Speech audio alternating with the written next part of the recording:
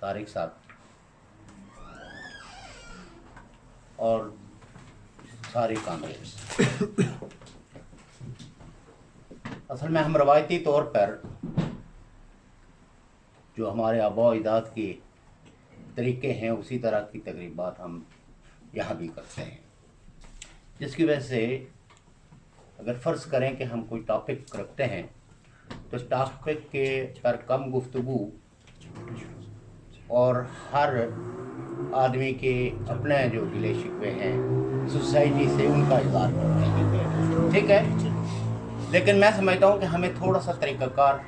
یہ چند ایک تمہیدی باتیں کرنے کے بعد میں آج کی ٹاپک شاید اس کے ساتھ تو انصاف ہو ہی نہ سکے، چونکہ قلت وقت دامنگیر ہے اور اس میں کسی ٹاپک کی گہرائی تک نہیں جایا جا سکتا، لیکن مکالمہ جو ہے وہ بہت ضروری ہے ہمارے درمیان، یہ نہیں کہ کچھ چند لوگوں کے درمیان بلکہ اجتماع کے درمیان بھی بحث مباحثہ ہو سکتا ہے، سوال جواب ہو سکتا ہے اور اس سے لوگ زیادہ ایجوکیٹ ہوتے ہیں۔ ہمارا مقصد یہاں ایک دوسرے کو انگیج کرنا ہے، ایک دوسرے کے ساتھ اپنے تعلق کو زیادہ مضبوط بنانا ہے، اور وہ دکھ جو اجتماعی طور پر ہماری سوسائٹی کے ہیں اس دکھ کو محسوس کروانا ہے کہ یہ دکھ صرف ایک فرد کا نہیں ہے، کسی ایک علاقے کا نہیں ہے، کسی ایک قوم کا نہیں ہے، بلکہ کچھ دکھ ایسے ہیں جو اجتماعی ہیں، اور اس کے لیے سمجھنا ہے کہ ہم کیا رول پلے کریں گے۔ ہمارے ہاں ہمارے علماء کرام، کئی لوگ علماء کرام صرف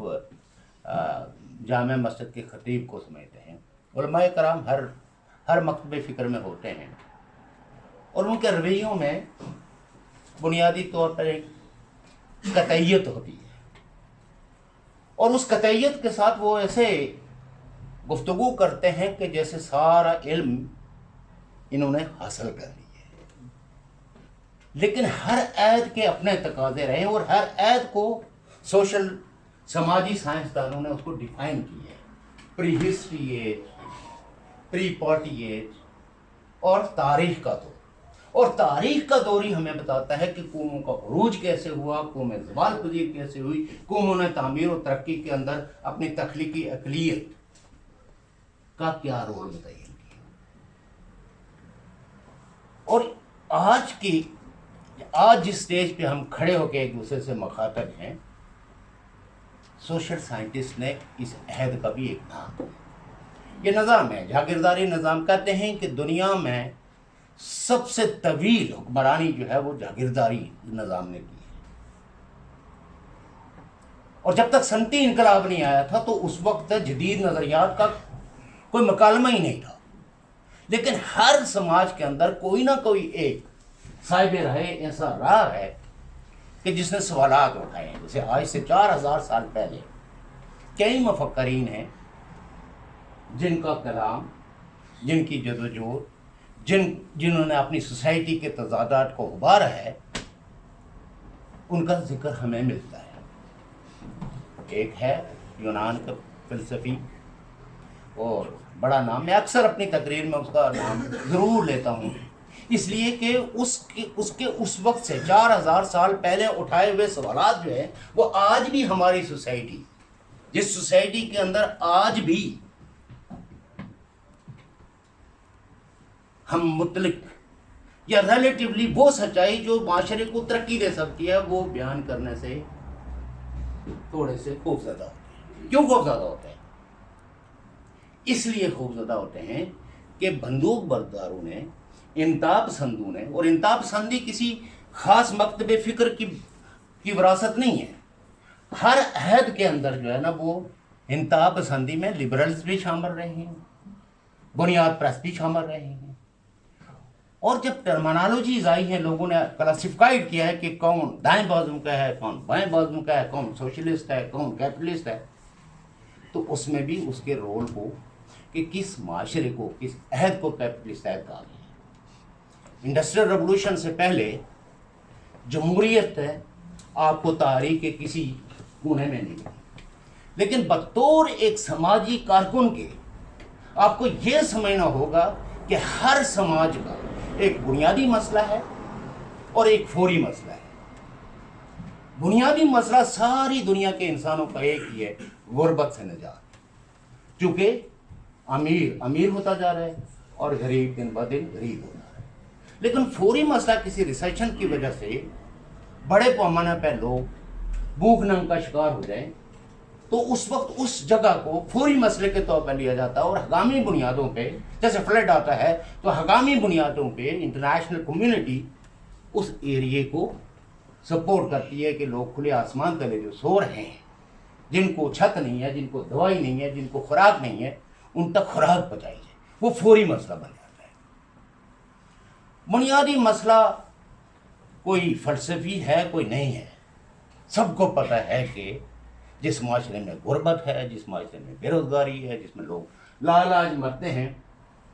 وہ صرف انہوں نے جیت البقا کے نظریے سے ہر چیز وہ آزماتے ہیں۔ لہذا ایک فرد جو انسیکیور رہتا ہے، لیکن ایک جس بات کو میں اس کی وضاحت کرنے سے پہلے ایک بات سنیں کہ عام مائیگریشن کس طرف ہو رہی ہے؟ جدید ترقی یافتہ معاشروں کی طرف۔ لفظ بحران ہر سوسائٹی کے اندر بحران رہے، وہ چاہے قدیم سوسائٹی ہو، فتوحات ہر سوسائٹی کے اندر ہوئے ہیں، اور غلامانہ سماج جو ہے وہ ہر عہد کے طاقتور لوگوں نے اس نظام کو برقرار رکھنے کے لیے کوششیں کی ہیں، فتوحات کی ہیں۔ جیسے اسپین تھا، اسپین اور پرتگال 800 سال تک اس پہ مسلمانوں نے حکومت کی۔ یہ لفظ مسلمانوں نے ہی حکومت کی، بلکہ مسلمانوں کے جو طاقتور لوگ تھے انہوں نے حکومت کی۔ لیکن ایک سطحی جملہ تو وہ کہے گا نا کہ 800 سال تک یہاں مسلمانوں نے حکومت کی، جیسے انڈیا میں کہتے ہیں کہ 300 سال جو ہے وہ مغلوں نے حکومت کی۔ اب ہمارے ہاں تو مغل ایک چھوٹا سا قبیلہ ہے، لیکن برصغیر کی تاریخ کے اندر مغل ایک حکمران طبقہ ہے۔ ایک عہد ہوتا تھا جس کے پاس وسائل تھے، وہ اپنی فوج بنا سکتا تھا، جیسے شاہ اسماعیل، سید احمد، اور کئی لوگوں نے اپنے جتھے بنانے کی کوشش کی، چونکہ ان کے پاس اتنے وسائل تھے کہ وہ جتھے بنا کے اپنے آئیڈیلز کو بندوق کے طور پہ لڑے۔ اگر سکھ کنگڈم کو ہسٹری کو دیکھیں تو مہاراجہ رنجیت سنگھ جو ہے وہ کو پیداشی حکمران، جیسے بادشاہتے ہیں نا جو پیداشی خاندان در خاندان بادشاہتے قائم، یا بادشاہوں کا دور اسی لیے کہتے ہیں کہ اس میں یہ حق، ایسے ہی عرب کے قدیم دور کے اندر، خاص کر کے جو جودائزم سے پہلے کا دور تھا، اس دور میں بادشاہ جو تھے وہ نبی ہوتے تھے، اور ان کی اولادیں بھی نبی کہلاتی تھی۔ لیکن آہستہ آہستہ زمانے نے بادشاہتوں کو ماننے سے انکار کر دیا، لیکن کس میں؟ 17ویں صدی میں، 17ویں صدی کے آغاز میں لوگوں نے یہ کہا، ایسا ہی جیسے سقراط نے کہا کہ وہ لیڈر جو مجھ سے پرامس کرتا ہے، وعدے کرتا ہے کہ مجھے حق کے نمائندگی دو، میں آپ کے لیے یہ تارے توڑ کے لگاؤں گا۔ تو اس لیڈر کو ہمارے سامنے ہمارے اٹھائے ہوئے سوالوں کا جواب دینا چاہیے۔ وہ پیشوا، مذہبی پیشوا جو چرچ کے اندر کھڑے ہو کے، مسجد کے اندر کھڑے ہو کے، مندر کے اندر کھڑے ہو کے لوگوں کی قسمتوں کی پیشنگوئیاں کرتا ہے کہ آپ یہ عمل کریں گے تو اس کے نتیجے میں آپ کو یہ ملے گا، یہ عمل کریں گے تو اس کے نتیجے میں آپ کو جنت ملے گی، حور ملے گی، یہ ملے گا، وہ ملے گا۔ کہتا ہے کہ اس کو ہمارے سوالوں کا جواب دینا چاہیے۔ اور آج بھی پوری دنیا میں ایک اتفاق ہے کہ سوال جو ہے کرنا یہ شیطانی وصف ہے، لہذا سوال نہیں کرنا ہے، بحث نہیں کرنی ہے۔ کوئی ذرا سے ہمارے پولیٹیکل فیتھ کے بارے میں کوئی بات کر جائے تو لوگوں کا موڈ بدل جاتا ہے۔ لیکن یہ معاشرہ، یہ لوگ آگے کیسے بڑھیں گے؟ یہ تبھی بڑھیں گے کہ ہم ایک دوسرے کے ساتھ سرگرم بحثیں کریں، اور یہ دیکھیں کہ بنیادی مسئلہ کیا ہے اور فوری مسئلہ کیا، اور اس فوری مسئلے پہ جب تک ہمارا معاملہ، یہ پارٹیوں کی ڈیفینیشنز کا سوال نہیں ہے. ٹاپک تو انہوں نے رکھا تھا کہ bridging boundaries and the role of diaspora in the context of future of state. اس میں کیونکہ تھوڑا بہت تو ٹاپک کو چھیڑ ہی دینا چاہیے. آپ کے عمومی جو یہاں گفتگو کے دوران اٹھائے گئے سوالات ہیں، کہ پہلی بات یہ ہے کہ اس ٹرم کو سمجھنا، ڈائسپورا، یہ ان لوگوں کو، گروپ آف پیپلز کو کہا جاتا ہے جو بیسیکلی اپنی اوریجن سے کسی بھی کمپلشنز میں، اس میں بے روزگاری ہو، اس میں زندگی کے ذرائع کم ہوں، کسی وجہ سے بھی وہ اگر ہجرت کرتے ہیں اور جا کے کسی دوسری جگہ، یعنی اپنے جائے پیدائش سے آؤٹ کرتے ہیں اور ان کی ایک ہی طرح کی شناخت ہے، تو کسی کو کشمیری ڈائسپورا کہیں گے، کسی کو جو ڈائسپورا کہیں گے، کسی کو پولش ڈائسپورا کہیں گے، جو جس علاقے سے آتا ہے. تو یہ ٹرم استعمال ہوتی ہے ڈسپلیسڈ پیپلز کے لیے، جس کو اردو میں ہم کہتے ہیں نا تارکین وطن، کہ ہم نے ڈفرینٹ کمپیشن میں، ڈفرینٹ ضرورتوں کی وجہ سے یا ڈفرینٹ سزاؤں سے بچنے کے لیے ہجرت کی، کسی ایک جگہ ہو گئے. تو ہمارا یہ ایک انٹرنیشنل ٹائٹل ہو گیا کہ یہ تارکین وطن ہیں، یہ ڈائسپورا ہے. اور دنیا کی ہی تاریخ نے بتایا کہ ڈائسپورا میں رہنے والی جو کمیونٹی ہے، سب سے پہلی بات وہ کیا کرتی ہے، اس کا سب سے پہلا رول جو ہوتا ہے وہ پریزرویشن آف دا کلچر، اپنے کلچر کا وہ دفاع کرتی ہے، چونکہ اس سے اس کی جو نسلی شناخت ہے، قومی شناخت ہے، علاقہ شناخت ہے، وہ آگے بڑھتی ہے. اور اس کی اپنی اولاد جو ہے یا اس کے بعد میں آنے والی نسل ان سرچ آف آئیڈینٹی، وہ کسی بحران کا شکار نہ ہو، ذہنی بحران یا کسی. لہذا ڈائسپورا جو ہے وہ اپنی نسل کا، اپنی قوم کا، اپنے علاقے کی کلچر پروٹیکشن سے لوگوں کو آئیڈینٹی دیتی ہے، اور آنے والے لوگ جو اس خطے میں پیدا نہیں ہوئے. دوسرا جو اس کا رول بنتا ہے وہ کرتی ہے ایڈوکیسی اینڈ سپورٹ. ایڈوکیسی کس چیز کی کرتی ہے کہ وہ اپنے لوگوں کے وہ جو زندہ دکھ ہے ان کو بیان کرتی ہے، اور پھر اس کے لیے لابی ورک کرتی ہے کہ بھائی ہمارے لوگوں کے یہ مسئلے ہیں، جیسے ایجوکیشن کا مسئلہ ہے، جیسے علاج معالجے کا مسئلہ ہے. تو دنیا بھر میں آج کے جس عہد کو کہا جاتا ہے کہ این جی او کا عہد، سول سوسائٹی کا عہد، تو سول سوسائٹی کی اسٹرینتھ کے لیے ڈفرینٹ گورنمنٹس نے ڈفرینٹ ادارے بنائے، اور ان اداروں کے اندر جیسے ریفیوجی کونسل ہے، ہیومن رائٹس ریفیوجی کونسل. تو اب آپ کسی خطے کے اندر بھی جا کے اپنا کلیم داخل کرتے ہیں تو آپ کو ایک پروٹیکشن دی جاتی ہے کہ جب تک کہ آپ کا کیس کا فیصلہ نہیں ہوتا اس وقت تک آپ ایک پروٹیکٹڈ سٹیزن ہیں، ایک پروٹیکٹڈ شہری ہیں. ہاں، اگر آپ اپنے کلیم میں سچے ثابت نہ ہوں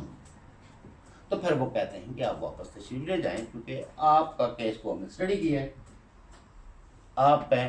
جنیوا کنونشن 1951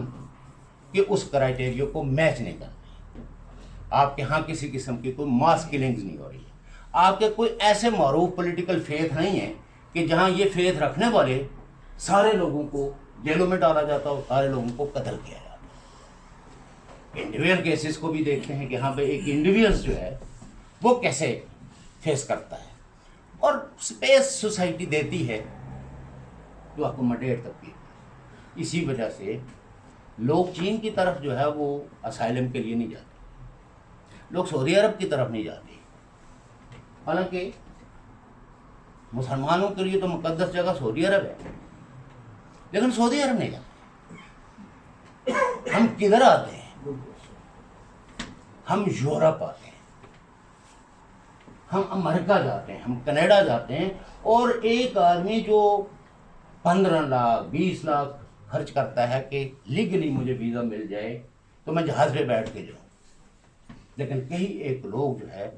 وہ مختلف دشوار گزار راستوں سے بھوک اور ننگ برداشت کر کے کچھ خوشخصوصی سے پہنچ جاتے ہیں، اور کچھ اس طرح یونان کی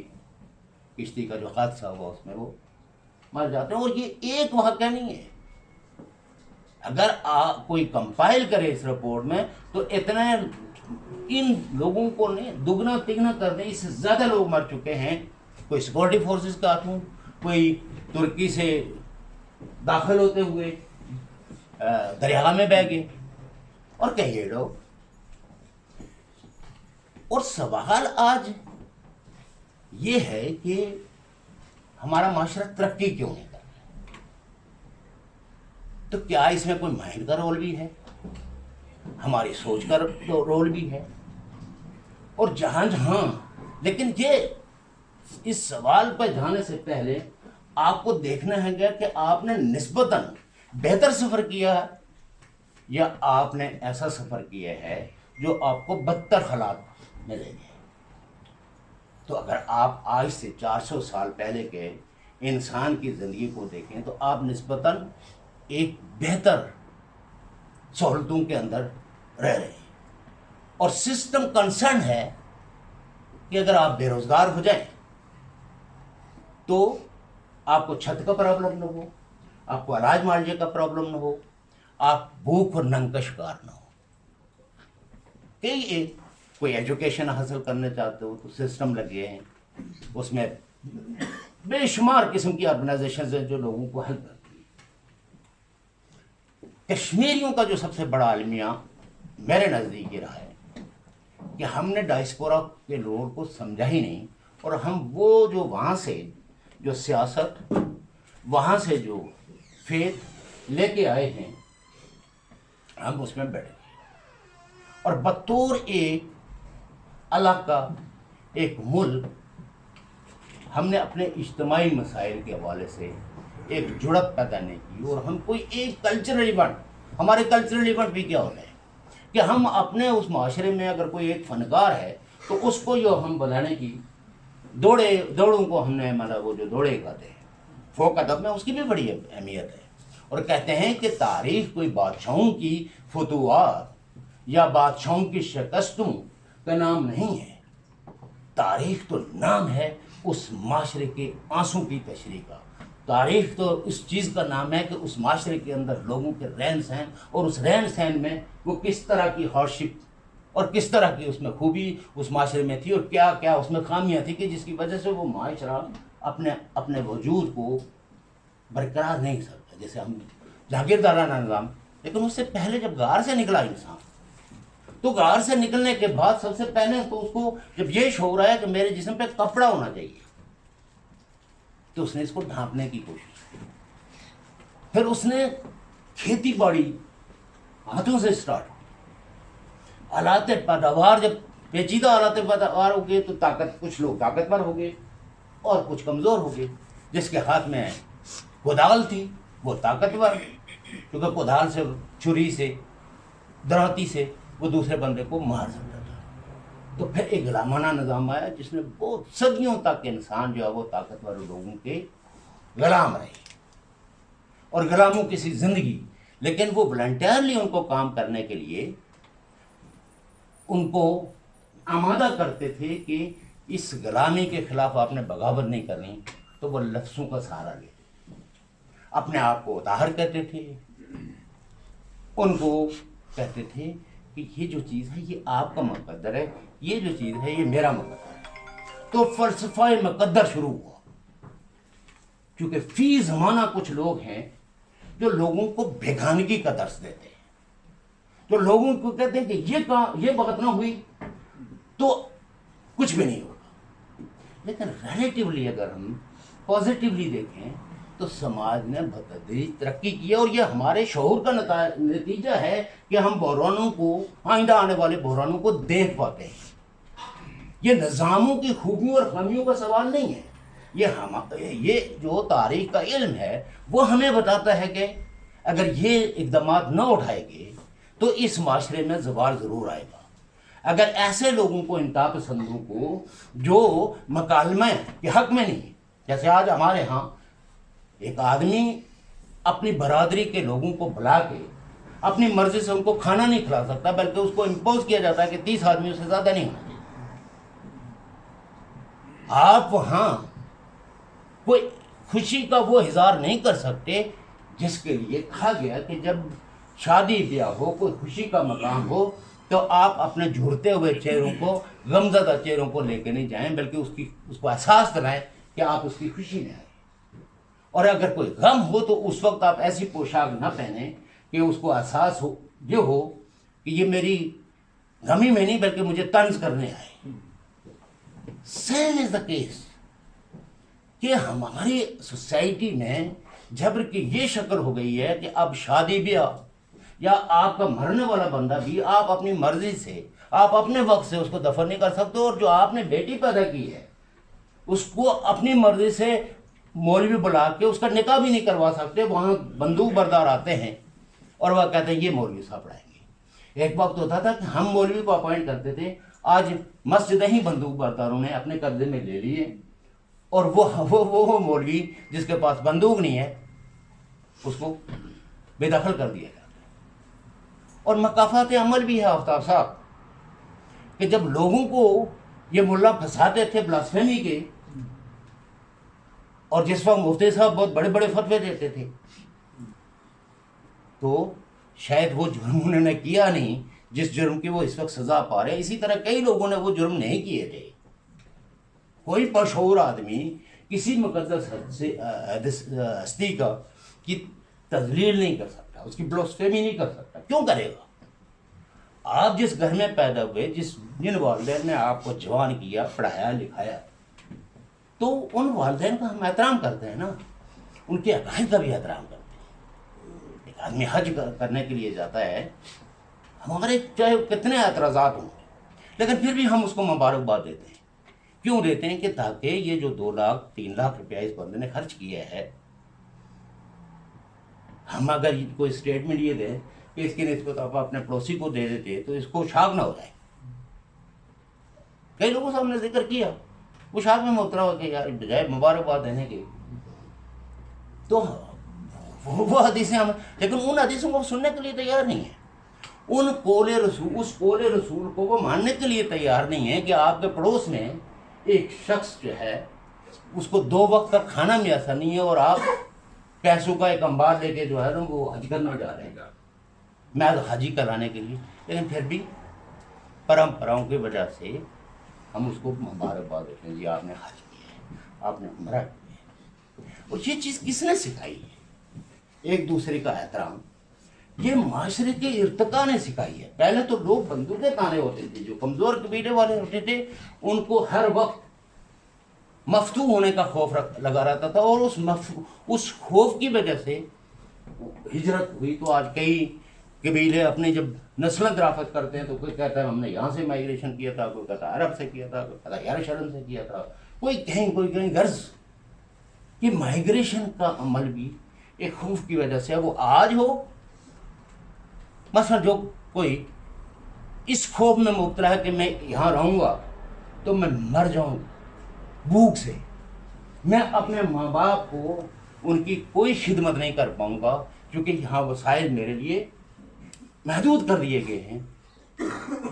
تو ایک بھوک کا خوف ہے، ایک بے روزگاری کا خوف ہے، ایک نظریات کا خوف ہے، کئی طرح کے خوف. اور ان خوفوں سے ہم اپنے ان چشموں کو چھوڑ دیتے ہیں، اس گاؤں کو چھوڑ دیتے ہیں، ان رشتہ داروں کو چھوڑ دیتے ہیں، اور ہم نکل کھڑے ہوتے ہیں اپنے آپ کو اس قابل بنانے کے لیے کہ جو براہ راست مجھ سے مخاطب ہیں، جو براہ راست میری ذمہ داری میں ہیں، میں ان کو کنٹریبیوٹ کر سکوں. ہم کوئی بھی بظاہر کوئی رویہ وہ کر سکتے ہیں، لیکن وہ سارے رویے ان کا روٹ ہوگا بگانگی. لیکن اگر آپ پیداواری عمل میں حصہ لیتے ہیں اور معاشرے کی جو متحرک گفت ہیں اس میں ایک رول اپنے لیے منتخب نہیں کرتے، ریلیٹیولی ہر چیز ریلیٹیو ہے. Nothing is absolute but every thing is, even revolution بھی، ایون طبقاتی جدوجہد بھی، ایون دائیں بازو اور بائیں بازو بھی، یہ ریلیٹیولی کریکٹر اور عہد کے اندر ہے. جو بائیں بازوں کی آج سے 18ویں صدی میں تشریح ہوئی تھی،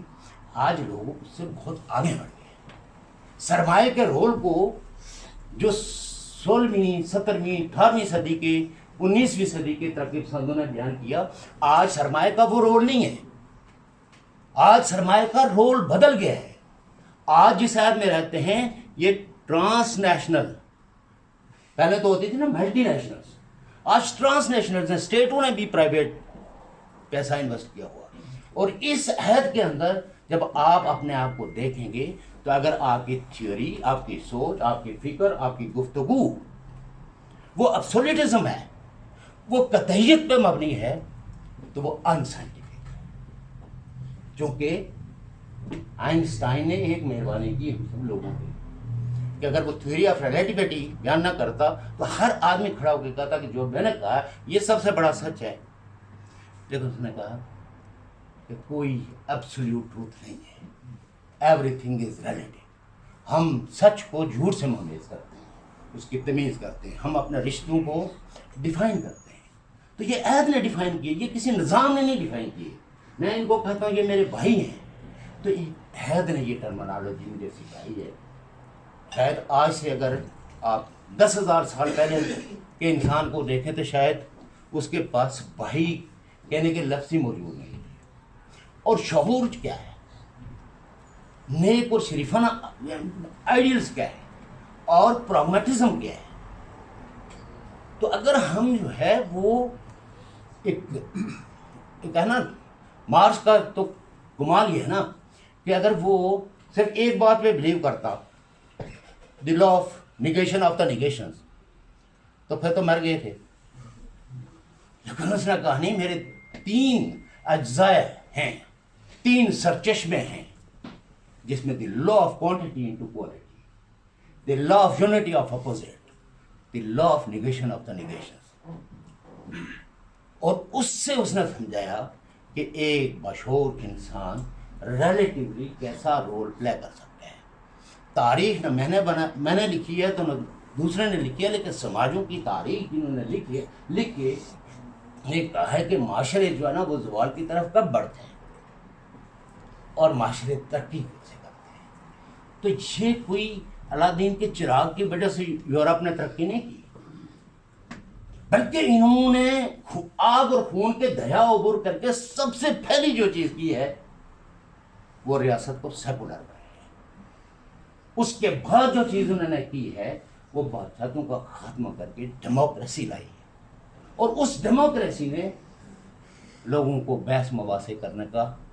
اختیار دیے ہے، سپیس دیے ہے. اور اس سپیس میں گلیلو بھی زندہ ہو گیا، سقراط بھی زندہ ہو گیا، اور کئی ایک لوگ جو اپنے عہدوں میں وقت کے حاکموں نے مار دیے تھے. اور اس ڈیموکریسی اور اس عہد نے ہمارے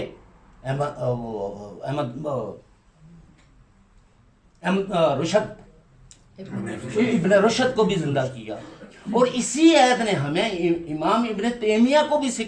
بتایا، ایکسپوز کیا کہ وہ کیسا آدمی تھا، اس کی کیا تعلیمات تھی. اور یہ جتنی مذہبی پارٹیاں ہیں، ان پارٹیوں میں ابن تیمیہ کیسے گھومتا ہے. حالانکہ اپنے عہد کے اندر اس وقت کے مسلمان حکمرانوں نے کہا کہ یہ تو قرآن کی بھی انٹرپریٹیشن، حدیث کی بھی انٹرپریٹیشن، یہ بیسیکلی ایک لست ہے اس کے اندر، اور یہ فتنہ ہے، اور اس کو پھانسی دے دی. لیکن بعد والوں نے چونکہ حکمرانی کو چیلنج کرنے والے جو لوگ آ گئے، تو حکمرانیوں کو برقرار رکھنے کے لیے لوگوں نے کہا کہ کس طریقے سے جس وقت خاص کر کے جب کالونیلزم آیا تو پھر اس ایک فارمولا بنایا جس کو کہتے ہیں ڈیوائڈ اینڈ رول. ہم ایک ہی مذہب ہے، کہتے ہیں بڑے بابا آنگے دو، یہ ہمارا ایک قرآن ہے، لیکن فرقے ہمارے بدتر ہیں. اتفاق ہم نہیں کرتے. اتفاق ہم اس بات پہ کرتے ہیں جو ماننا آپ پر واجب نہیں ہے بلکہ فرض بھی نہیں ہے، وہ جو جس کتاب کو آپ کے لیے کہا گیا کہ یہ آپ کو بھیجی گئی ہے، اس پہ ہم مکالمہ کرنے کے لیے تیار نہیں ہیں، اس بات کو جس کو قول رسول کہتے ہیں اس کو ماننے کے لیے تیار نہیں، ہم اس بات کو کہتے ہیں جس کے بارے میں ہمارے پاس کوئی ویریفیکیشن نہیں ہے کہ یہ حدیث صحیح بھی ہے یا نہیں۔ تو یہ جو تضادات ہیں، ان تضادات کو بشعور لوگ سمجھ اپنے لوگوں کو، ان کے شعور کو گریجویٹ کرتے ہیں، اور وہ گریجویشنز جو ہے مولوی نے اپنا تحفظ کیا، فتویٰ لگا دے، سب غلط ہے۔ ان لوگوں کی جتنے مسائل ہیں، بیماریاں ہیں، دکھ ہیں، سکھ ہیں، یہ سب اس لیے ہے کہ یہ مذہب سے دور ہو گئی۔ اور وہی کام اگر ہم بھی کریں کہ آپ اس وقت تک جب تک کہ ٹی این پی میں شامل نہیں ہوتے اس وقت تک تو آپ کے حالات بدل ہی نہیں سکتے۔ نہیں، ہم ایک دوسرے سے گفتگو کر سکتے ہیں کہ یار ڈیموکریسی، اور جو ہم سے پہلے جن کو ہم استاد کہتے ہیں، ریولوشنری کہتے ہیں، انہوں نے تو لکھا ٹو ٹیکٹس آف ڈیموکریسی میں۔ وہ لوگ جن کو نہ تاریخ کا علم ہے، نہ سماج کا علم ہے، اور نہ مارکسزم کے قوانین کا علم ہے، لیکن ہمیں وہ اس اتھارٹی کے ساتھ بولتے ہیں کہ جیسے ڈیموکریسی کی مطالبہ کرنا سب سے بڑا جرم ہے۔ اس میں کوئی شک نہیں کہ پہلے مرحلے کی جمہوریت جو ہے وہ ہمیشہ بڑے لوگوں کا کھیل ہوتا ہے، طاقتور لوگوں کا کھیل ہوتا ہے، لیکن اس میں جو سپیس ہے، اس لیے لینن نے ٹو ٹیکٹس آف ڈیموکریسی، کیونکہ یہ سوال اس وقت بھی موجود ہے، قوموں کے حق خود رفتاری اور حق خودارادیت بشمول حق الہیہ کے لیے اس وقت یہ بحثیں تھی۔ روزا لگزمبرگ کہتی تھی ہم پرنسپلی یہ بات اگری کرتے ہیں کہ ہر عورت کو طلاق کا حق حاصل ہے، لیکن ہم ہر عورت کو یہ حق نہیں دے سکتے کہ وہ دوسرے عورت کو بھی کہے کہ تم مطلقہ ہو۔ لیکن انہوں نے کہا کہ جس عورت کو جبر سے نجات لینے کا شعور نہیں ہے، یہ علم نہیں ہے کہ کسی مرد، کسی فرد کے ظلم سے نجات کیسے حاصل کی جائے، تو باشعور عورت کا فرض ہے کہ اس کو طلاق کا راستہ دکھائے، جائے روزانہ جھگڑنے کے، روزانہ ایک دوسرے کا سر پھاڑنے کے۔ اسی طریقے سے قوموں کے بارے میں بھی انہی لوگوں نے کہا ہے کہ جو قوموں کا عہد ہے، جس کو نیشن اسٹیٹ کہتے ہیں، تو آپ نیشن اسٹیٹ کو پھلانگ نہیں سکتے، آپ ہجرت کر کے ایک دوسرے معاشرے میں جا کے رہ تو سکتے ہیں، لیکن آپ گھوڑے کو یہ نہیں کہہ سکتے کہ میں بھی تمہاری طرح گھوڑا ہوں۔ آپ اس کو یہ کہہ سکتے ہیں میں تیری طرح انسان ہوں، لیکن آپ اپنے آپ کو سن آف ساحل نہیں کہہ سکتے۔ یہ کیوں ہے؟ یہ عہد کا مسئلہ ہے کہ یہ عہد ہے، ایک عہد ہوتا تھا، فتوحات کا عہد تھا، جس نے جہاں تک اپنی ریاست بڑھا دی وہ ہمارا لیجیٹیمیٹ رولر ہو جاتا تھا اور ہم اس کے رعایا ہوتے تھے، لیکن اوریجنلی جہاں کا وہ رولر ہوتا تھا وہاں سہولتیں اور جہاں مفتوح علاقے ہوتے تھے وہاں سہولتیں مختلف ہوتی تھیں، وہاں کے انسان کو جو قدر و قیمت ہوتی تھی وہ اس آزاد انسان کی نسبت کم ہوتی تھی، یہ تاریخ نے ہمیں بتایا۔ اور اس میں جو اعلیٰ دماغ قومیں تھیں، جنہوں نے اپنے دماغ سے کام لیا اور انہوں نے کہا کہ دنیا میں امن کیسے قائم ہو سکتا ہے، چونکہ امن کے قیام کے بغیر ترقی ممکن نہیں ہے، تو انہوں نے کہا کہ قوموں کو یہ حق دیا جائے۔ بالادست قوم کا مزدور بھی غلام قوم کے مزدور کے ساتھ ہاتھ ملانا پسند نہیں کرتا۔ یہ میں نہیں کہتا ہوں، جن کو یہ تجربے تھے، اور اسی لیے لوگوں کو کہا گیا کہ برطانیہ کے کمیونسٹوں کو آئرلینڈ کی آزادی میں اپنے حکمرانوں کے خلاف جدوجہد کرنی چاہیے، لیکن اس بدمعاشی کو تو کوئی ماننے کے لیے تیار نہیں ہے نا کہ آج شناخت کا دور ہے اور آپ کے شناخت کو چیز ہی نہیں ہوتی۔ شناخت بہت بڑی، شناختوں کے بحرانوں پہ آج ہر سطح پہ گفتگو ہو رہی ہے، تو سو دیٹ اس وقت جو شناخت ہے، آپ اگر تبلیغ کر کے، جیسے ہمارے کئی علماء کرام ہیں وہ کہتے ہیں ہماری شناخت مسلمان ہے، لیکن آپ مسلمان ہونے کے باوجود بھی اپنی مقامی شناخت کو ترک نہیں کرتے۔ کیوں کہ مقامی شناخت جو ہے وہ ریلیجس شناخت سے زیادہ اسٹرانگ ہے،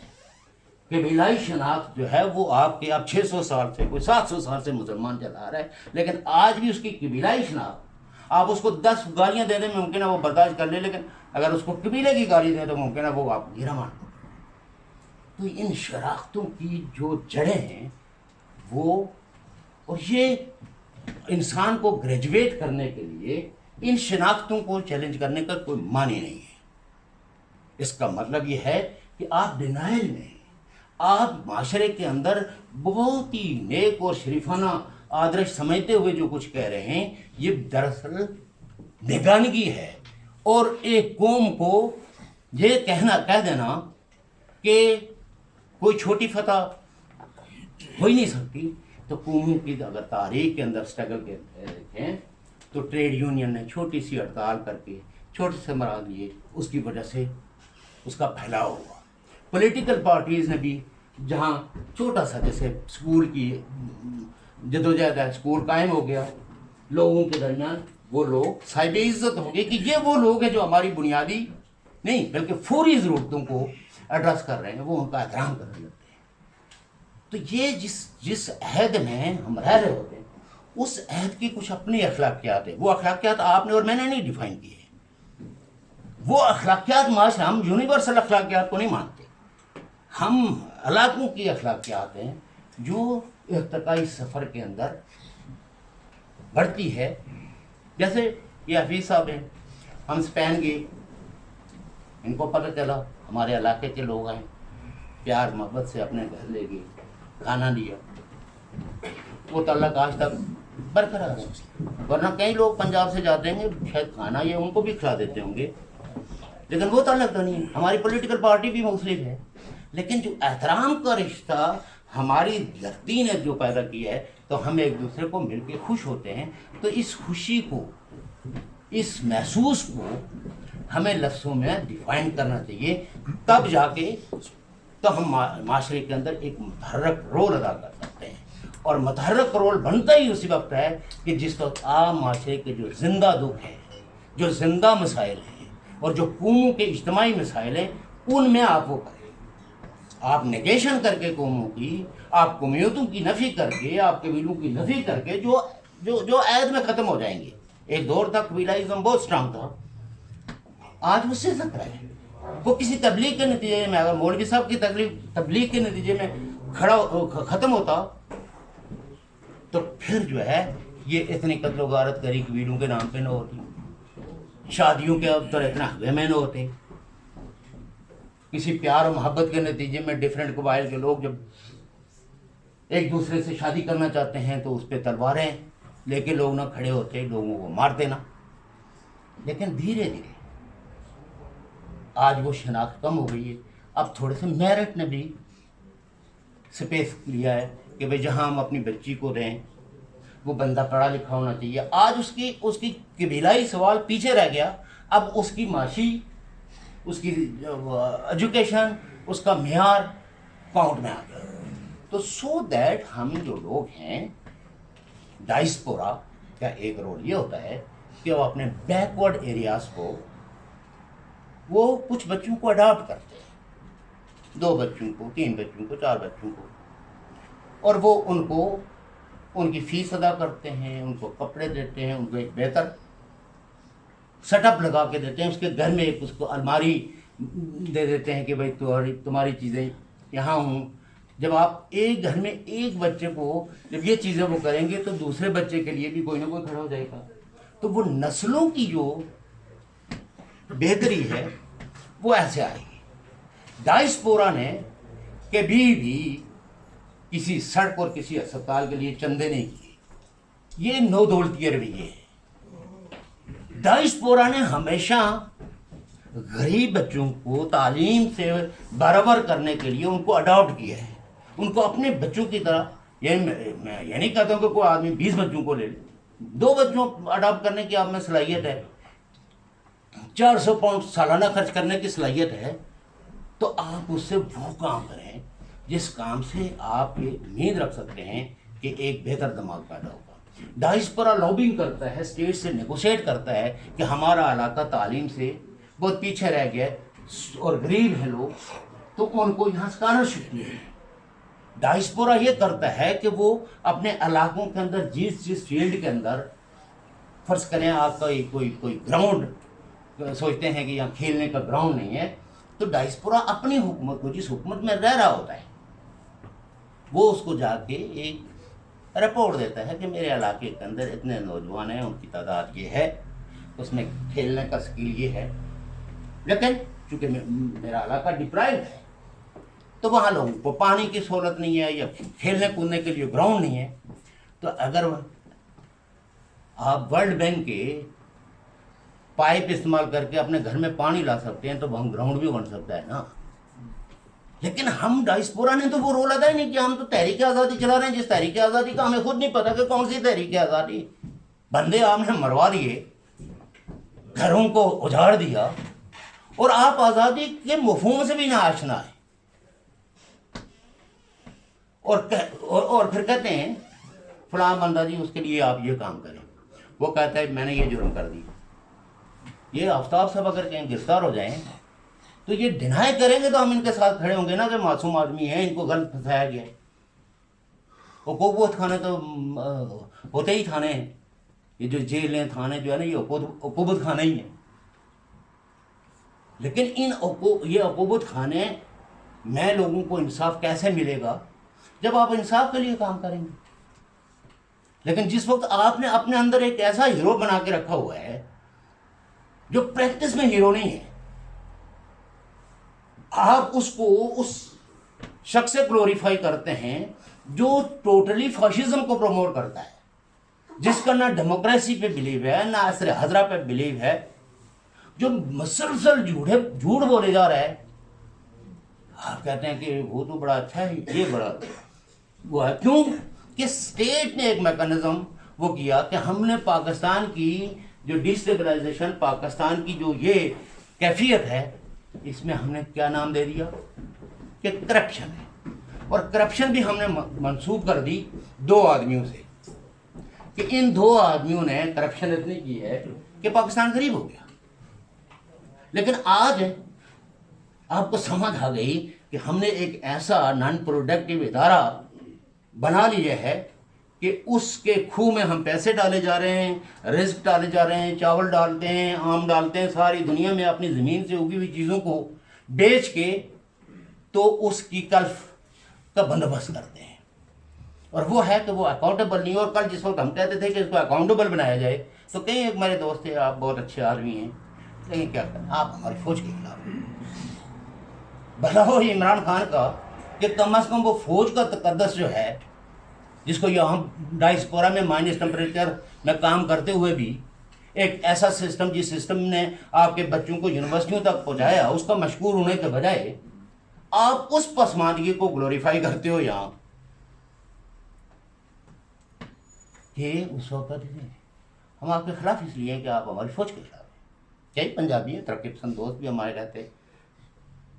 کہ آپ بہت اچھی باتیں کرتے ہیں، ساری باتیں ہیں، لیکن چونکہ آپ کو فوج کے بارے میں ایک خاص میں نے کہا میں کوئی کسی ملک کی، ہر ملک کو فوج کی ضرورت ہے، ہم کب فوج کے خلاف ہیں، لیکن ہر ملک کی فوج کا جو کردار ہے وہ ملکوں نے باؤنڈریز کے لیے کیا ہے، وہ حکمرانی کے لیے نہیں کیا، وہ پولیٹیکل پارٹیوں اور پولیٹیکل لیڈروں کو جیلوں میں اور ان کو سزائیں دینے کے لیے نہیں مقرر کیا، بلکہ ان ملکوں نے ترقی کی ہے جن کی فوج اپنے لیڈروں کے، اپنے فاؤنڈنگ فادرز کے بنائے ہوئے کانسٹیٹیوشن کا احترام کرتی ہے. اور جن ملکوں کے اندر بھی آپ نے کانسٹیٹیوشن کو ماننے کے بجائے لا لیسنس کو اپنے ایمان کا حصہ بنا لیا، ان معاشروں کی آپ ترقی ان کی دیکھ لیں، افریقہ کے اندر دیکھ لیں. یعنی کوئی ایک بندہ ایگزامپل یہ نہیں دے سکتا کہ کوئی ان ڈیموکریٹک کنٹری ترقی کی اس معراج پہ چائنا کے لوگ اکثر مل دیتے ہیں، لیکن ساتھ میں جتنے بھی ماہرین معاشیات اور سیاسیات ہیں وہ چائنا کے بارے میں ہمیشہ ایک ان دیکھے خوف میں بھی مبتلا ہیں کہ چونکہ چائنا نے کوئی انقلاب آنے کے بعد اس نے کوئی بحران دیکھا نہیں ہے. پہلی دفعہ اسٹوڈنٹس نے ڈیموکریسی کی بات کی، ٹینک چڑھا کے مار دیا.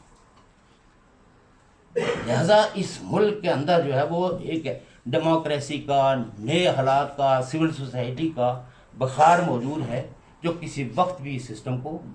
بسم کر کے رکھ سکتا ہے۔ انڈیا کو لوگ کہتے ہیں کہ زیادہ مضبوط بنیادوں پہ، چونکہ اس نے ہنگامے دیکھے ہیں، اس نے ڈیموکریسی دیکھی ہے، اس نے ٹریڈ یونین کی ہڑتالیں دیکھی ہیں، اس میں علیحدگی کی تحریکوں کو بھی سہا ہے،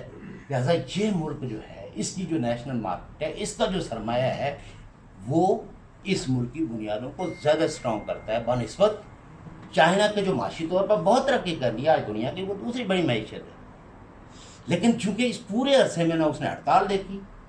اس پورے عرصے میں نہ اس نے کوئی جلسہ دیکھا، نہ کوئی جلوس دیکھا، جلوس نکالنے کی کوشش کی تو 10,000 لوگوں کو ایک ہی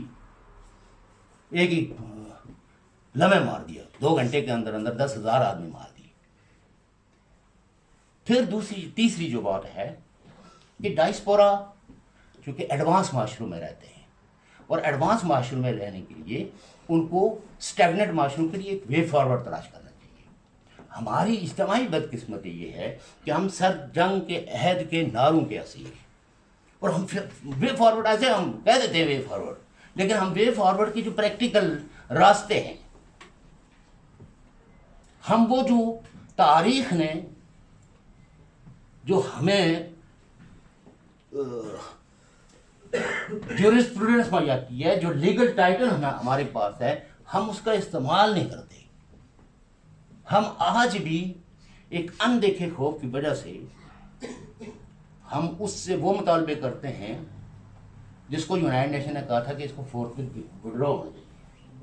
اور مطالبہ اس سے وہ کرتے ہیں جس کو یونائٹڈ نیشن کی ریزولوشن نے کہا کہ below the belt you should stay here. India کو تو یہی کہا نا، انڈیا کو تو یہ نہیں کہا کہ آپ فورتھ وڈرا ہو جاؤ، پاکستان کو کہا گیا،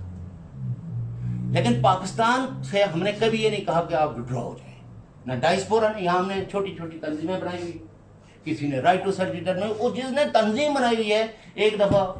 ایسے ہی محفل لگ گئی، میں نے کہا یار تو اگر right to self determination define کر دے تو میں ابھی PNP چھوڑ کے تو تیرے ساتھ، میں نے کہا تیرا رائٹ ٹو سیلف ڈٹرمنیشن ہے کیا؟ اور میں نے کہا یہ بھی پتہ ہے کہ 60 کی دہائی تک اس کا کیا مفہوم لیا جاتا تھا؟ 60 کی دہائی تک بلکہ 1980 تک رائٹ ٹو سیلف ڈٹرمنیشن کا مطلب ہوتا تھا رائٹ ٹو سکسیشن، یعنی علیحدگی کا حق۔ آج جو right to self determination in united nations documentation میں ہے، اس کو کہتے ہیں گڈ گورننس، یا وہ قوموں کے قانون سے نہیں ہے کہ بھی آپ کو ہر صورت میں علیحدگی ملے گی یا ایکسیشن ملے گا یا سکسیشن ملے گا۔ تو بدلتے حالات کے اندر ٹرمنالوجیز کا رول بھی بدل جاتا ہے، لیکن ہم بدلتے ہوئے رول کو ٹرمنالوجیز میں دیکھنے کے لیے تیار نہیں ہیں۔ اسی طریقے سے ہمارے محترم دوست کامریڈ آصف صاحب نے کہا، وہاں دائیں بازو میں بیٹھے ہوتا ہے، وہاں بائیں بازو بھی بیٹھا ہوتا ہے، ہم ان سے حل کرتے ہیں، ہم نہ وہاں دائیں بازو سے بات کرتے ہیں نہ بائیں بازو سے، ہم نیشنل اسٹیٹ کے ریپرزنٹیٹیوز کو کہتے ہیں کہ یہ ہمارا مسئلہ ہے، اور یہ سپیس ہوتا ہے ہمارے پاس کہ ہم ان کے کان کو اچھی اچھی باتیں نہیں سناتے، ان کے کان کو ہم بری خبر بھی دیتے ہیں کہ اس جگہ یہ غلامی ہے، لوگوں کی ڈپرائیویشن یہ ہے، اور وہاں مینڈیٹ ہے، اس کا جورسپروڈنس ہے کہ وہاں وہ یونائٹڈ نیشن ان اسٹیٹس کی، چاہے وہ دائیں بازو کی ہیں یا بائیں بازو کی ہیں، وہ رپورٹ چھاپتی ہیں جس کو حکومتیں لے کے ایکسپلائٹ کرتی ہیں۔ تو آپ کو بھی ایک چٹھی ملتی ہے کہ جناب پاکستان کے اندر، پاکستانی پیریفیریز کے اندر، گلگت بلتستان میں یا آزاد کشمیر میں ہیومن رائٹس وائلیشنز کا اس سے بڑا فوری مسئلہ کیا ہوگا کہ آپ اپنے نظریات میں آپ الیکشن نہیں لڑ سکتے، آپ کو فورس کیا جا رہا ہے کہ نہیں، آپ پہلے پاکستانی بنیں پھر آپ الیکشن لڑیں، پہلے آپ پاکستان کو اپنے عقیدے کا حصہ بنائیں پھر آپ کو جو ہے یہ حق دیا جا سکتا ہے کہ آپ کو جواب دیا جائے۔ تو یہ سارے مسئلے جو ہے نا، یہ ہمارے لیے فوری مسئلے ہیں، یہ بنیادی مسئلے نہیں ہیں۔ یہ بالکل طے ہے کہ بنیادی مسئلہ تو معاشرے سے غربت ختم کرنا ہے، اور غربت تبھی ختم ہوگی کہ جب معاشرے میں ایک ایسا نظام ہو جو ہر بندے کے ایشوز کو ایڈریس کرے، اور سماج نے جو ترقی کی ہے اس کو توڑ پھوڑ نہیں ہوگی اس کی۔ لینن نے کہا تھا نا کہ ہمارے انقلاب نے بہت خون دیکھا ہے، بہت خون لیا ہے. ہمارے بعد تو جو لوگ آئیں گے وہ رنگا رنگ انقلاب ہوگا. وہ انقلاب بھرپا بھی کر چکے ہوں گے تو ان کو نہیں پتا ہوگا کہ انہوں نے انقلاب لے آئے چونکہ اس میں کچھ تو خون نہیں ہوگا. ٹھیک ہے, یہ بات وقتی طور پہ آج کے حالات میں ہمیں آئیڈیلزم لگتی ہے, لیکن یہ جو ہم ایک دوسرے کے ساتھ مکالمہ کر رہے ہیں, آج سے اگر آپ ہیں 30 سال پہلے رہنے تو کوئی ایک دوسرے کو سننے کے لیے تیار نہیں تھا. آج ہم ایک دوسرے سے بحثیں کرتے ہیں, ایک دوسرے سے کے پاس بیٹھتے ہیں. چند ایک لوگ ہیں جن کو اپنے اوپر اعتماد نہیں ہے, اپنی فتوے, اپنے نظریے کے فتوے یقین نہیں ہے. میں کہتا ہوں آپ یہ عقیدہ ضرور رکھیں,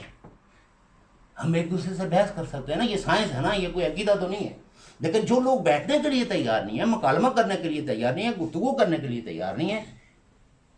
اس کا مطلب یہ ہے کہ ان کو اپنے اوپر, اپنے فیتھ پہ اعتماد نہیں ہے. تو ہم ان سے مخاطب ہیں فوری طور پر جن کو اپنے اوپر اعتماد ہے, جن کو یہ خطرہ نہیں ہے کہ ہم عرفان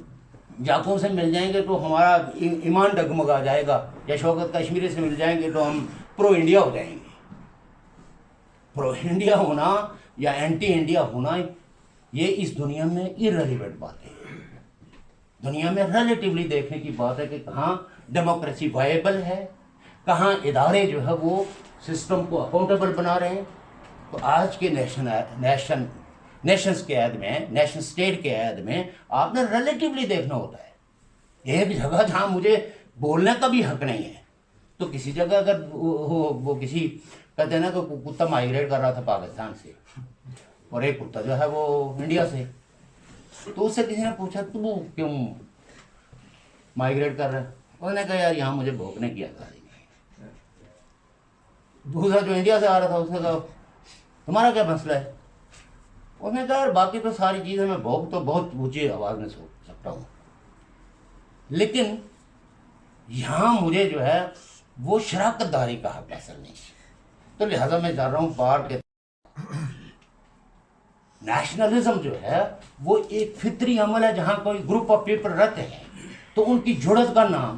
ان کی شناخت کو ریٹین کرنے کا نام, اپنے کلچر کے تحفظ کا نام جو ہے وہ نیشنلزم ہے, اور اس کے نیشنل رائٹس کے لیے لڑنے کا نام ہے نیشنل لبریشن. نظام جو ہے جو ترقی پسند ہوگا اس کا ترقی کا غیر سرمایہ راستہ ہوگا, جو ترقی پسند نہیں ہوگا وہ جو کوئی بھی اس قوم کے اپر کلاس ہے وہ اس کو اسپیس دے گا. تو ہمیں جو ایجوکیشن ہے, جو سیاسی جدوجہد ہے, اس سیاسی جدوجہد میں ایک مرحلہ ایسے آتا ہے کہ ہم نے ساری جرت, جیسے ایسے ہی جیسے وہاں لوگ ارریسپیکٹو آف پولیٹیکل فیتھ بیٹھے ہوئے ہیں نا آٹے کے خلاف, وہ اتراکھنڈ میں بیٹھے ہوئے ہیں, سڑک کی تعمیر نہیں ہو رہی ہے. یہ اور سارے دنیا کے سائنٹیفک لوگوں نے یہ کہا کہ اسٹوڈنٹس کا تو کوئی طبقہ ہی نہیں ہوتا. یہ تو نعرے لگاتے رہتے ہیں. جہاں بھی کوئی معاشرے کے اندر ہوتا ہے تو ان میں ایک فطری جذبہ ہوتا ہے ٹو ریئیکٹ. یہ ہمیشہ مظلوم کے ساتھ جا کے کھڑے ہوتے ہیں. یہ ظالم کے, اگر ظالم اس کا خاندان والا بھی کیوں نہ, وہ کھڑے ہو جاتے ہیں کہ یہ جاتی ہے. اس کا طبقاتی رول اس وقت بنتا ہے جس وقت وہ پروڈکٹیو سرگرمیوں میں حصہ لیتے ہیں. نان پروڈکٹیو سرگرمیوں میں حصہ لینے والے نہ تو طبقاتی جدوجہد کر سکتے ہیں اور نہ ہی وہ کوئی قیادت کر سکتے ہیں. یہ ہم نے جو رانگ فیتھ پا رکھے ہیں کہ وہ جی کہاں جگہ ایک ہمارا بندہ تھا, وہی وہاں ساری پارٹیوں کے لوگ جا کے تقریر کر رہے ہیں. ہمیں اس کو وہاں, ہم یہاں آ کے ان کو اپنی پارٹیوں کے نمائندے نہیں کہتے. وہ ایک اجتماع ہے, اجتماع والے بیٹھے ہوئے سڑک کی تعمیر کے لیے, کوئی اسکول کے لیے جلوس نکال رہا ہے, کوئی اسپتال کے لیے جلوس نکال رہا ہے, کوئی مہنگائی کے خلاف جلوس نکال رہا ہے, کوئی لوڈ شیڈنگ کے لیے بول رہا ہے. تو اگر اس طرح ہم نے اپنے دلوں کو خوشیوں سے بھرنا ہے تو ضرور بھریے, لیکن حقیقتوں کی دنیا میں اجتماع کے اپنے مسائل ہیں, ان کا اطاعت فوری چیزوں پہ ہوتا ہے, وہ ارریسپیکٹو پولیٹیکل پارٹی ہوتا ہے. اور اگر کسی کو یہ پتہ چل جائے کہ یہ اس سے کوئی پولیٹیکل ایڈوانٹیج لے رہا ہے تو لوگ اس کو تقریر کرتے ہوئے بھی پیچھے لے جاتے ہیں کہ بیٹھ جا تو. لیکن جو مشہور سیاسی کارکن ہوتے ہیں وہ ایک لانگ ٹرم اسٹرگل کے لیے وہ مرحلے طے کرتے ہیں کہ ہم اپنے اختلافات کو شارٹ لسٹ کر کے تو فوری مسئلوں کو ایڈریس کرتے ہیں. مائگریشن ایک فوری مسئلہ ہے. ایک بندہ اپنا ملک چھوڑ کے آ جاتا ہے، اس کی سیٹلمنٹ ایک فوری مسئلہ ہے. اس وقت اگر ہم اس کا عقیدہ اور اس کی شناخت اور اس کے کبیروں کی تاریخ اس میں پڑ جائیں. کئی لوگ ہیں جو مجھے بہت تنقید کرتے ہیں، ان کی تنقید کہیں نہ کہیں میں اس کو انڈورس بھی کرتا ہوں. مسئلہ یہ ہے نا کہ یہ جو نظریات میں نے اپنائے، یہ تو اس کی وجہ سے تو میں نے نہیں اپنائے نا. ان نظریات میں یہ گنجائش موجود ہے کہ میری رسپیکٹو ایک مظلوم ہے میرے علاقے کا، جس کے ماں باپ کو وہاں 2 وقت کی صحیح روٹی نہیں ملتی، تو اگر وہ میرے تعاون سے اکوموڈیٹ ہو جائے. اب یہ تو نہیں ہو سکتا نا کہ میں اس کو اکوموڈیٹ کر کے یا اس کی سیٹلمنٹ میں اس کی کوئی مدد کروں، تو اس کے بعد میں اس کے سیاسی عقیدے یا اس کی مذہبی عقیدے کو پابند کر دوں کہ نہیں میں نے تو یہ کیا تو لہذا اب تو بلیک میل ہے. نو، ہر آدمی ارتقائی سفر کے اندر جہاں جہاں بھی وہ دیکھا کہ یہ میرے دوست ہیں، یہ میرے طبقاتی دوست ہیں، یہ میرے شعور کے دوست ہیں، یہ میری نسل کے دوست ہیں، وہ ہمارا دوست بنے گا. جہاں جہاں وہ دیکھے گا کہ نہیں میرا تو بھائی آپ سے تعلق یہ تھا کہ میں اس مشکل میں تھا کہ مجھے ڈپورٹیشن کے خطرہ تھے، آپ نے میری اپیل کو، چونکہ میں لیگلی یہ بات سمجھتا ہوں کہ آزاد کشمیر کا گلگت بلتستان کا ہر شہری پہ جنیوا کنونشن لاگو ہوتا ہے، کیونکہ وہاں زندگی کے جو مسائل ہیں وہ اتنے زیادہ ہیں، اور زندگی جن چیزوں پہ انحصار کرتی ہے، تقاضا کرتی ہے، وہ دن بدن محدود ہو رہا ہے. جیسے یہ 2 دریاؤں کا رخ موڑ لیا گیا، انوائرمنٹ پہ تو اس کے اثرات جو پڑنے ہیں وہ تو پڑ ہی رہے ہیں، لیکن آپ یہ دیکھیں کہ جو اپریرین پارٹ ہے، جو پہاڑوں میں رہنے والے لوگ ہیں، وہ ٹنل کھودنے کی وجہ سے اوپر پانی،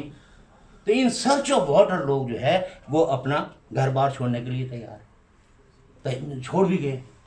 اسی طریقے سے مال مویشی کے لیے، اسی طریقے سے آج آپ یہ دیکھیں